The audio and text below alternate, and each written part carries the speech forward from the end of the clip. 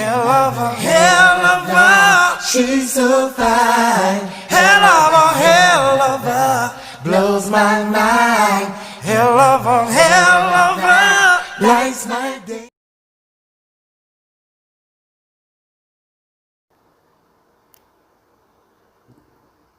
Hey guys, today's Saturday, August the 1st, 2020. As most of you know, or maybe you don't know, I work the weekends. I work 312s, Friday, Saturday, Sunday. And when I got to work this morning, I was reading the newspaper before I really got started doing anything. And my newspaper that I typically read is the Chicago Tribune. And this article was in there today, and it just struck me. And I wanted to share it. It's titled, it says, "He Didn't Make It." Then it says, "Grief Hits the Manor, where friendships close as family grow." And we'll come back to these pictures.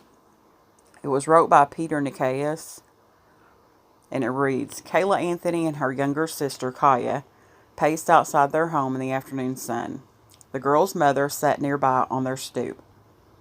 Yellow and red police tape hung from cars and trees and fluttered in a warm breeze. Kayla leaned against a car, checking her phone. She stepped from the car toward her mother, holding back tears. Her mother opened her arms, Kayla stepped into the hug, and her mother pulled her close.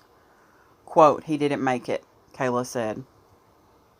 On that warm Friday afternoon, a 15-year-old boy named Munchie walked alone down Hoxie Avenue, or Hoxie Avenue, I'm not sure how that's pronounced, past Georgian brick townhomes that lined both sides of the street, and past the home of two classmates from Burnham Elementary School. On a typical day, he might have peeked in to ask if Kaya and Kayla were around. If they were outside, he would have stopped to say, quote, "Hey," end quote, drawing out the end of the word.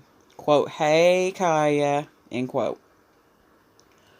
The three had known one another for years and grew even closer after Munchie's older brother, Tyler Madden, was killed in April. And that's April of this year. It wasn't the first death of someone close to the group, but Tyler's murder weighed heavily on the teens. It weighed heavily on Munchie, Terence Mauldin, and Tyler's mom, LaTanya Gordon, too. In a city where about 2,300 people have been shot this year, tragedy is often a repeat visitor. The same families, the same groups of friends, sometimes live in a cycle of grief. At 4:48 p.m. that day, July 10th, Chicago's gunfire monitoring system detected 5 fired rounds outside the girl's home. Kaya and Kayla, upstairs with their mother, heard gunfire. An officer monitoring the system used her radio to alert nearby officers. Munchie fled through a gangway and collapsed in an alley behind the old Burnham Elementary School. A neighbor who sits quietly on his front steps all day watched from his regular perch. A few seconds passed, and a dispatcher broadcast the information to officers across the city. The patrol district was in a backlog of calls. In the alley, Munchie lay on his back. He called his mother. Quote, "Mom, where you at?" End quote, he said. Quote, "I'm home," LaTanya Gordon remembered saying. Quote, "I've been shot," end quote. Quote, "Where you at?" End quote, she asked. Quote, "I'm in the alley," end quote, he said. Gordon jumped in her car, drove half a block south, and turned onto 98th Street. She looked left into the alley, where her son lay on the ground.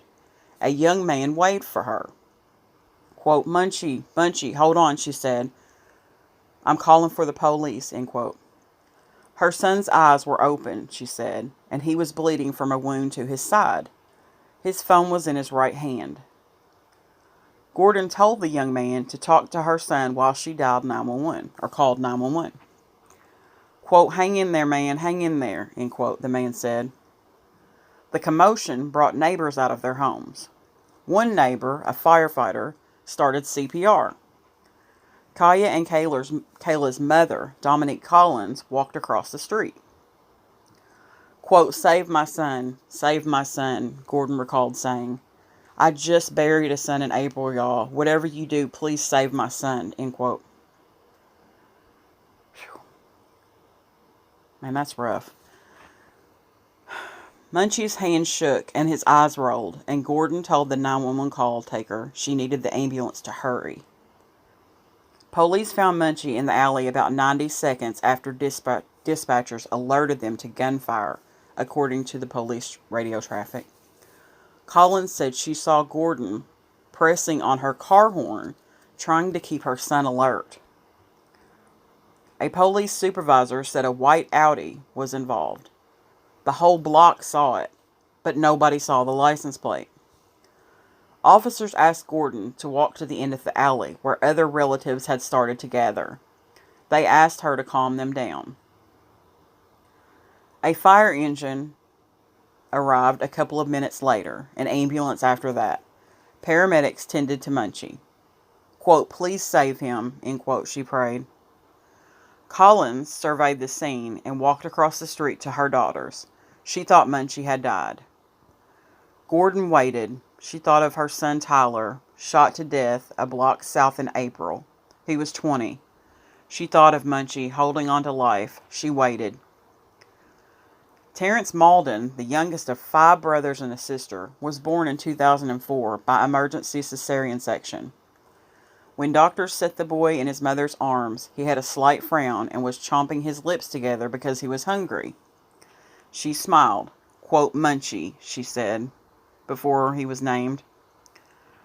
The Jeffrey Manor neighborhood, the Manor, was their home. Kids grow up together, have kids who play with one another, who grow up to have children of their own. Gordon worked at Burnham Elementary School when she was pregnant with Munchie. All her kids went there, and teachers knew Munchie before he was a student. That's where Kaya and Kayla met him. The girls moved back to Chicago in 2014 after 6 years in Iowa, a place Collins found unwelcoming. Neighbors called the girls racial slurs and told them to go back where they came from. Kaya had just turned 8 and Kayla was almost 11. Munchie had just turned 10. The 3 became friends fast. Munchie was close to his mother and protective of Kaya and Kayla. He'd wait for the girls at the school library and walk them home. If boys were disrespectful to the girls, he would intervene. Other students were drawn to him too, and he fashioned himself a gatekeeper for the school and the Becoming a Man program he was involved in, according to 2 teachers who knew him at the school. After 5th grade, he made a habit of checking in on his teacher, especially if her kids were rowdy. He was silly, a flirt too, sneaking into the camera frame if the girls were trying to FaceTime with other friends. But to the girls, he was like a brother. Their friendship grew into one more resembling family. As they grew older, they started seeing friends and family members die. The girl's father was shot to death in Inglewood just before they moved home. A friend of their mother was shot to death months later. Another family friend, whom the girl looked to as an uncle, was killed. Munchie's father died around this time from a heart condition. Gordon noticed a change in her son's behavior after that. Then earlier this year, a classmate named Michael was killed. He was 17, just ahead of Kayla in school. He befriended gang members after 8th grade and was with older boys when he fired a gun at someone who returned fire. They understood that outcome. He fired a gun at someone, but it was difficult to lose a classmate.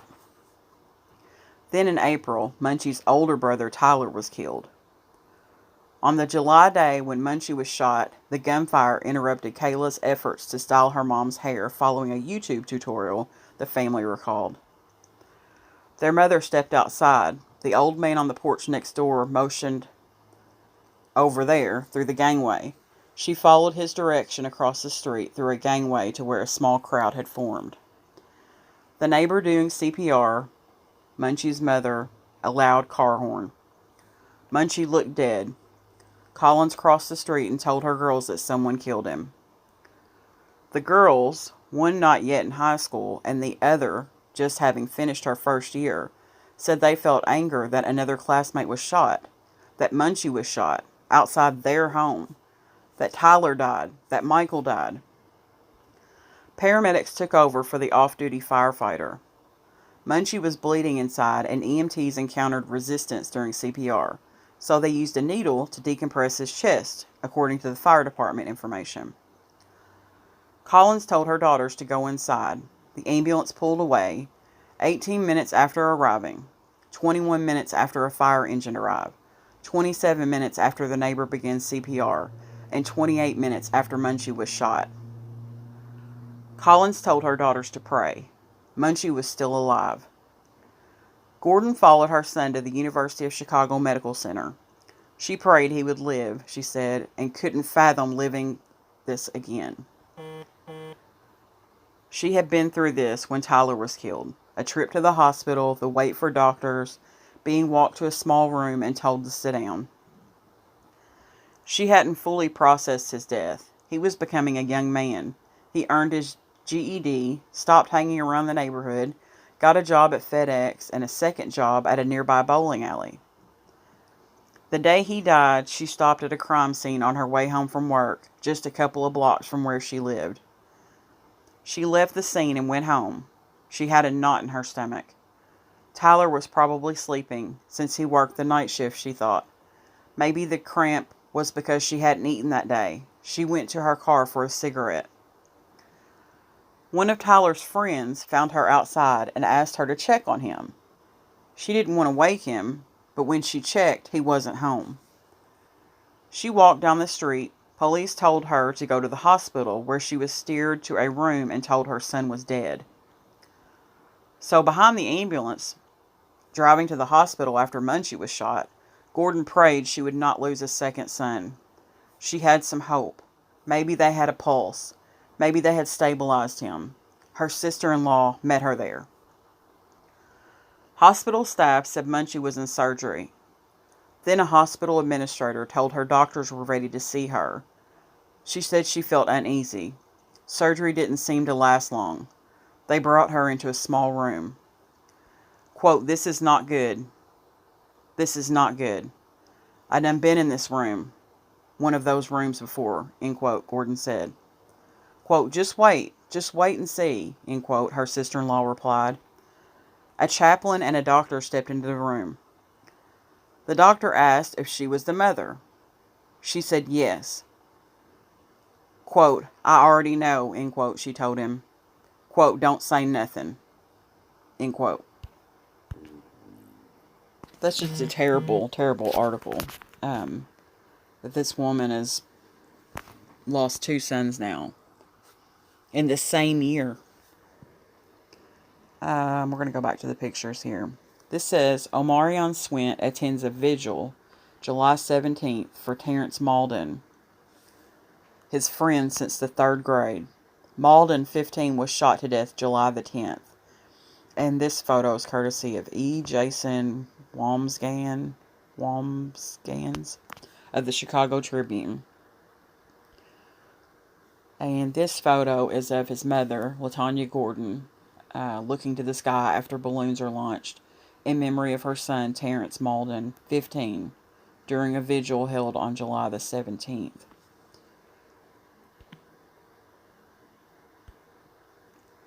I think there's one more. Hold on one second. Yeah, there's a couple more. It says a vigil was held July 17th in memory of Terence Mauldin, 15, who was shot to death July 10th in the Jeffrey Manor neighborhood. Again, photo courtesy of E. Jason Wamsgans, Chicago Tribune. Kaya Anthony left and her sister Kayla hold balloons at a July 17th vigil for their friend Terence Mauldin, who died after being shot July 10th. Man,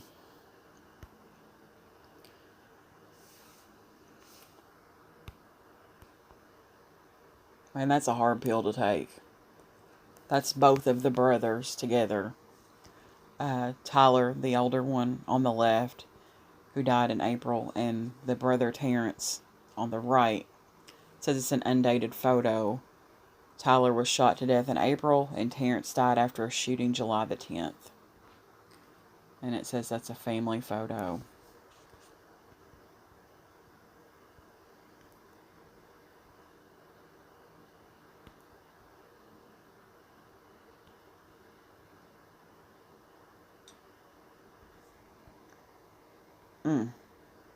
I just had to share that story because it was so sad, and this stuff is so, so serious, and it affects like the same groups of people.